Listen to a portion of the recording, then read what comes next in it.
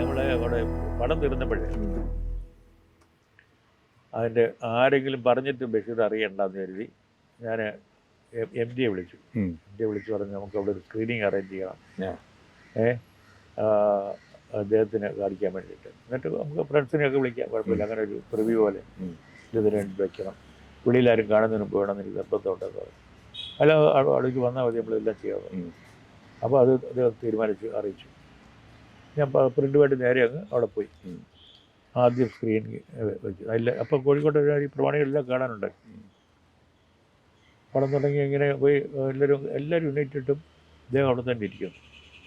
ഞാൻ പതുക്കെ ഒരു അങ്ങേറ്റത്തെ പിന്നെ ഭയാശങ്കകളോടുകൂടി വളരെ അടുത്ത് ചെന്ന് ഇങ്ങനെ കുരിഞ്ഞു നോക്കിയപ്പോൾ ഞാൻ ഇങ്ങനെ നോക്കി. നോട്ട് എ ഡൾ മൊമെന്റ് അത് നിറഞ്ഞിരിക്കുന്നു. ശരി. Not a dull moment. അപ്പോൾ അതിനു മുമ്പ് തന്നെ എന്നോട് ഈ സ്ക്രീനിങ് കഴിഞ്ഞിട്ട് അവിടുത്തെ പ്രസ് ക്ലബ്ബുകാർ ഒരു കോൺവെർസേഷന് വേണ്ടി ചെല്ലണമെന്ന് പറഞ്ഞിട്ട് വിളിച്ചിരുന്നു. ഞാൻ അപ്പോഴേ പറഞ്ഞു, നിങ്ങളൊരു കാര്യം ചെയ്യും, എന്നെ മാത്രം വേണ്ട, ബഷീറിനെ കൂടെ വിളിക്കുന്നു. അവന് ബഷീർ പറഞ്ഞു. പ്രസ് മീറ്റിൽ പത്രക്കാർ ചോദിക്കുന്ന ചോദ്യങ്ങൾക്കെല്ലാം ബഷീർ ഉത്തരം പറയാം. എന്നിട്ട് അനൗൺസ് ചെയ്യാണ്, എൻ്റെ പിന്നെ ഇന്ത്യപ്പൊക്കെ വേണോ, ആര് വേണോ, പിന്നെ ഇത് വേണോ, അത് വേണോ, ഇന്ന വേണം, ഏത് വേണം, ഗോപാലകൃഷ്ണന് ഫ്രീ. ശരി എന്ന് അനൗൺസ് ചെയ്യുക. അടുത്ത പുസ്തകങ്ങൾ, അടുത്ത അവകാശം, എല്ലാത്തിൻ്റെ ഏത് വേണോ ഗോപാലകൃഷ്ണൻ ഫ്രീ എന്ന് അനൗൺസ് ചെയ്യും. ഈ വേറൊരാളുടെ കഥ എടുക്കുന്നതിൻ്റെ ഒരു ചലഞ്ച് എന്തായിരുന്നു? ഞാൻ എൻ്റെ ഏറ്റവും വലിയ ചലഞ്ച് വേറെ ആളുടെ കഥ എടുക്കുന്നുള്ളത് മാത്രമല്ല, ഇത് ഞാൻ എന്ന് പറഞ്ഞ് എഴുതിയിട്ടുള്ള ഒരു എഴുതിയിരിക്കുന്ന കഥയാണ്.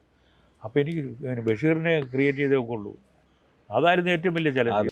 പോലീസുകാർ ദരിദ്രവാസികൾ അല്ല. വാടകയ്ക്ക് മക്കൾ എത്രയുണ്ട്? 5 പെണ്ണും ഒരാണും. 5 പെണ്ണോ? കുഞ്ഞുങ്ങൾക്കും തള്ളയ്ക്കും എല്ലാം സുഖം തന്നെയല്ലേ? അതെ അതെ, വേഗം നടക്ക. പിന്നെ സ്ത്രീ കഥാപാത്രത്തിനെ കാണിക്കുന്നില്ല എന്നുള്ളതല്ല ശരിക്കുള്ള ചലഞ്ച് എന്ന് പറയുന്നത്, ബഷീറിനെ കാണിക്കുക എന്നുള്ളതായിരുന്നു. അപ്പോൾ ഞാൻ ചെയ്തത് ബഷീറിൻ്റെ എല്ലാ കഥയും ഞാൻ കൃത്യമായിട്ട് അദ്ദേഹം എഴുതാൻ തുടങ്ങിയ കാലം പോലെ ഫോളോ ചെയ്യുന്ന ഒരാളാണ്. എന്നാലും പുസ്തകങ്ങളെല്ലാം കൂടെ വാരി എടുത്തിട്ട് ഒരുമിച്ച് കൊണ്ടിട്ടിട്ട് മുഴുവൻ ഒന്നുകൂടെ വായിച്ചു. എല്ലാം വായിച്ചു. ഒറ്റ വീപ്പ് ഒന്നുകൂടെ വായിച്ചു. ഒറ്റ ഇതിൽ വായിച്ചപ്പോൾ അതിൽ നിന്ന് എമർജ് ചെയ്ത, അതിൽ നിന്ന് ഉരുവം ചെയ്ത ഒരു ബഷീർ. ശരി. മതിലുകളിൽ കൂടെ മാത്രമല്ല, അല്ലല്ല, ബഷീർ യഥാർത്ഥത്തിൽ ബഷീറിനെ ക്രിയേറ്റ് ചെയ്യാനുള്ള അത് ഈ പറഞ്ഞതുകൊണ്ട് പോലെ എനിക്കുള്ള സൗകര്യം എന്താ വെച്ച് കഴിഞ്ഞാൽ, ബഷീറും എഴുത്തുകാരൻ ബഷീറും ഈ അദ്ദേഹത്തിൻ്റെ എഴുത്തിലുള്ള ബഷീറും ഒന്ന് തന്നെയാണ്. ശരി. അതേ പറഞ്ഞത് അദ്ദേഹം എൻ്റെ വലിയൊരു സൗഭാഗ്യം എന്ന് പറയുന്നത് അതാണ്. അപ്പോൾ അത് ഞാനങ്ങോട്ട് എല്ലാ സ്വാതന്ത്ര്യം ഉപയോഗിച്ചിട്ട് എടുക്കായിരുന്നു പണത്തിന്. അപ്പോൾ കഥാപാത്രത്തിനൊരു മാറ്റം വരുന്നില്ലേ മതിലുകളിലെ ബഷീർ? ബഷീർ തന്നെയാണ്. മതിലുകളിലെ ബഷീറും ശരിക്കുള്ള ബഷീറും ഒന്ന് തന്നെയാണ്. എന്ന് മാത്രമല്ല, ബഷീറിൻ്റെ പഴയ കഥകൾ വായിച്ചാൽ, പല കഥകളും വായിച്ചാൽ അറിയാം അദ്ദേഹം തന്നെപ്പറ്റി സ്വയം വല്ല സുന്ദരനായിട്ട് തന്നെയാണ് കരുതിയിരുന്നത്.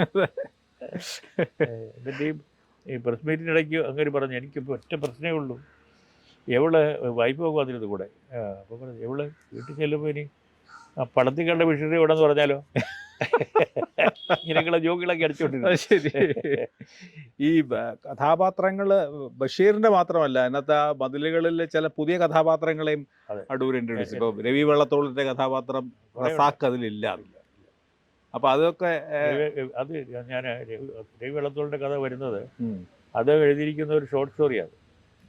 ബഷീറിന്റെ തന്നെ ഒരു ഷോർട്ട് സ്റ്റോറിയാണ്. പക്ഷേ എൻ്റെ സ്വന്തം കഥാപാത്രങ്ങളുണ്ട് അതിനകത്ത്. ഈ പറഞ്ഞ പിന്നെ ബി കെ നായരുടെ കഥാപാത്രം, പിന്നെ അത് കഴിഞ്ഞ് പിന്നെ വെമ്പായ തമ്പിയുടെ കഥാപാത്രം, പിന്നെ ഈ ഏത് ജയിലിൽ ചെന്നാലും ഇത് നല്ല കൂത്ത്, ഏത് ജയിലിൽ ചെന്നാലും താറും ഉണ്ട് അവിടെ. ഇയാൾ പോക്കറ്റടിക്കാരനാ എന്ന് പറഞ്ഞിട്ട്. കാരണം ഇദ്ദേഹം ബഷീർ എല്ലാവരും അദ്ദേഹത്തിന് ഒരുപോലെയാണ്. അവരെല്ലാം സഹാക്കന്മാരെല്ലാവരും. അത് വലിപ്പം ചെറുപ്പമൊന്നുമില്ല. ഒന്നുമില്ല. ആ, പക്ഷെ അടൂർ ആദ്യം ഇന്റുപ്പാപ്പയ്ക്ക് ഒരു ആന ഉണ്ടായിരുന്നു എന്നുള്ളതിനെ പറ്റി ഒരു ആശയമുണ്ട്. ആദ്യം ആലോചിച്ചു. ആ. ആദ്യം ഇത് പിന്നെ ഈ ദൂരദർശനത്തിന്റെ പരിപാടിയിലെ ആ. ആദ്യം ഞാൻ ആലോചിച്ചതാണ്. പിന്നെ ഞാൻ വേണ്ടെന്ന് വയ്ക്കാൻ കാരണം ഉം. അത് ഏർലി 40s അതിൻ്റെ പീരീഡ്. ഉം. അതിന് മുമ്പ് വേണമെന്നാണ് പറയാം. ഉം. കാരണം അതിൻ്റെ ഇപ്പം കാര്യം എന്ന് പറഞ്ഞത് ഈ ആ സമുദായത്തിലുള്ള അതെ. പിന്നെ ഒരുപാട് കാര്യങ്ങളുണ്ട്. അത് ഇപ്പോഴത് ആർക്കൈക്കായിട്ട് തോന്നി ഇപ്പം കണ്ടു കഴിഞ്ഞാൽ. അതെ. അവരൊരു വെൽത്തി കമ്മ്യൂണിറ്റി ആയിട്ട് മാറിയിട്ടുണ്ട് ഉം. ഉം. ശരിക്കും പറഞ്ഞാൽ. അതെ, അതെ. മുസ്ലിംസ് ആ കമ്മ്യൂണിറ്റി തീർച്ചയായിട്ടും. അതെ. അതിനകത്തൊരു വലിയ മാറ്റങ്ങളുണ്ടായിട്ടുണ്ട്. അപ്പോൾ അത് ചെയ്താൽ അതൊരു വെറും ഒരു പീരിയഡ് ഫിലിമായിട്ട് മാറി ആയിരിക്കും. അതെ. എന്നുള്ളതുകൊണ്ട് ഞാൻ പിന്നെ അത് മാറ്റി ഇതാക്കി. ഈ മതിലുകൾക്ക് അങ്ങനെ ഗുണമുണ്ട്. എല്ലാ കാലാധിവർത്തിയാണ് അതെല്ലാ ഈ അർത്ഥത്തിലും. ലോകം മുഴുവൻ അതെ. നമ്മൾ കാലം മാത്രമല്ല, ദേശത്തിനൊക്കെ അപ്പുറത്താണ്. ഞാൻ ഒരുപാട് സ്ഥലങ്ങളിൽ പടം കണ്ടുപോയി. ഉം. എല്ലാ സ്ഥലത്തും ഭയങ്കര പോപ്പുലറായി പടം. ഉം. ഒരിക്കല് പിന്നെ റോട്ടർഡാമിൽ ഉം. അപ്പോൾ പല സ്ക്രീനിങ് കഴിഞ്ഞിട്ടൊരു Q&A സെഷൻസ്. ഉം. അപ്പോൾ അവരൊരു ഫിലിം മേക്കർ, അവർ സ്വന്തം ലാറ്റിൻ അമേരിക്കൻ ഏതൊരു കൺട്രിയിൽ നിന്നുള്ള ഒരു ഫിലിം മേക്കർ, അവർ സ്ത്രീയെ. ഉം. അവരെണീച്ച് പറഞ്ഞു, ഞങ്ങളൊക്കെ സ്ത്രീയും പുരുഷനുള്ള ബന്ധത്തിലെല്ലാം അങ്ങ് കാണിക്കും. അതെ.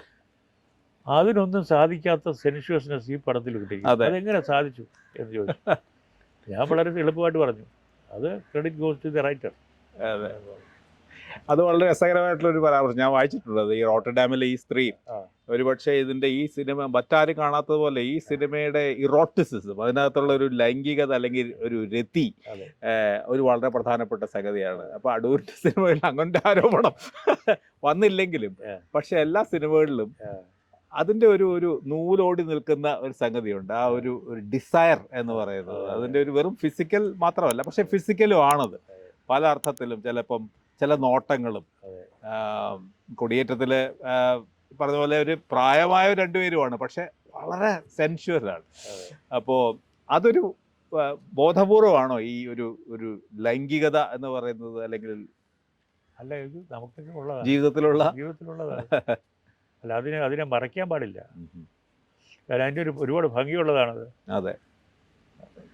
അത് വളരെ രസകരമാണ്, ഭംഗിയുള്ളതാണ്. തീർച്ചയായിട്ടും. അതിൻ്റെതായിട്ടുള്ള ലെവൽസ് ഉണ്ട്, നമുക്കത് ഉപയോഗിക്കാവുന്നതാണ്. അതെ. ആ മതിലുകളിലെ ലൈംഗികതയുടെ ഏറ്റവും, അല്ലെങ്കിൽ അതിന്റെ ഇറോട്ടിസിസത്തിന്റെയോ അല്ലെങ്കിൽ സെൻഷ്വാലിറ്റിയുടെ ഏറ്റവും പ്രധാനപ്പെട്ട കാരണം KPSC ലളിതയുടെ ശബ്ദം തന്നെയാണ്. ആ ശബ്ദത്തിലൊരു വല്ലാത്തൊരു ഡിസയർ ഉണ്ട് അതിനകത്ത്. അപ്പോൾ ഈ KPSC ലളിതയുടെ ശബ്ദം തിരഞ്ഞെടുക്കുന്നത് സംബന്ധിച്ച് ഒരുപാട് ശബ്ദങ്ങൾ ആലോചിച്ചതിന് ശേഷമാണോ ലളിതയുടെ? ഞാൻ ആ സമയത്ത് ലളിത എല്ലാ സിനിമയിലും ഉണ്ടായിരുന്നു. അതെ. അപ്പോൾ ശബ്ദം വളരെ പരിചിതമായിരിക്കും, എല്ലാവർക്കും പരിചയമാണ് പുറത്തു നിന്ന് ഇപ്പുറത്ത് സംസാരിക്കുമ്പോൾ. അപ്പോൾ ഞാൻ പുതിയൊരു ശബ്ദത്തിന് വേണ്ടിയിട്ട് ലളിതയോടും പറഞ്ഞു, എനിക്ക് 4-5 പേരെ പറഞ്ഞയക്കണം. ശരി. ഞാൻ ഓഡിഷൻ ചെയ്തു. സ്റ്റുഡിയോയിൽ 26 പേരെ ഓഡിഷൻ ചെയ്തു. കേരളത്തിൻ്റെ വടക്കേ അറ്റം മുതൽ ഇങ്ങേ അറ്റം വരെയുള്ള അറിയുന്നവരും അറിയാത്തവരുമായിട്ടുള്ള 26 പേരെ ഓഡിഷൻ ചെയ്തു. ചിലർക്ക് ശബ്ദം കൊള്ളാം, പക്ഷേ ഈ റെൻഡറിങ് ശരിയാവത്തില്ല. റെൻഡറിങ് അത് മുഴുവൻ വരുന്ന രീതിയിലാണ്, ത്രോ ചെയ്യുന്ന രീതിയിലാണ്. അതിനകത്ത് കാത്തിരിപ്പ്, അതിൻ്റെ മടുപ്പ്, അതുപോലെ തന്നെ കോക്കറ്റിഷ്നെസ്, ഇതെല്ലാം വരണം. ഈ പുരുഷനെ ഭ്രമിപ്പിക്കുന്ന ഒരു ഇത് ഉണ്ട് ശബ്ദത്തിൽ കൂടെ മാത്രം. നാളെ ബെജറ വറുത്തത് ഒരു സഞ്ചിയിലാക്കി ഇട്ടു തരാം. ചക്കര ചേർത്ത് തിന്നണം. തിന്നുവോ? ഇല്ല, വലിച്ചെറിഞ്ഞു കളയും. അത് അവസാനം 26 ഫെയിലുവറായി. ഞാൻ മനസ്സിൽ പറഞ്ഞു, ഒരു നല്ലതല്ലാത്ത പുതിയ ശബ്ദത്തെക്കാട്ടി നല്ലത് ഏറ്റവും നല്ല ആപ്റ്റായിട്ടുള്ള ഒരു പരിചിത ശബ്ദം തന്നെ ആയിക്കോട്ടെ. എൻ്റെ പടം ഇപ്പോഴത്തെ ഒരു ഓഡിയൻസിന് വേണ്ടി മാത്രമല്ല, നാളെയും മറ്റന്നാളും ഒരു പക്ഷേ മലയാളികളല്ലാത്തവരും കാണാൻ പോകുന്നത് എന്ന് പറഞ്ഞൊരു തീരുമാനം എടുത്തിട്ട് ഞാൻ ലളിത വിളിച്ച് പറഞ്ഞു, ലളിത തന്നെ മതി എന്ന് പറഞ്ഞു. അങ്ങനെ ലളിത വരികയാണ്.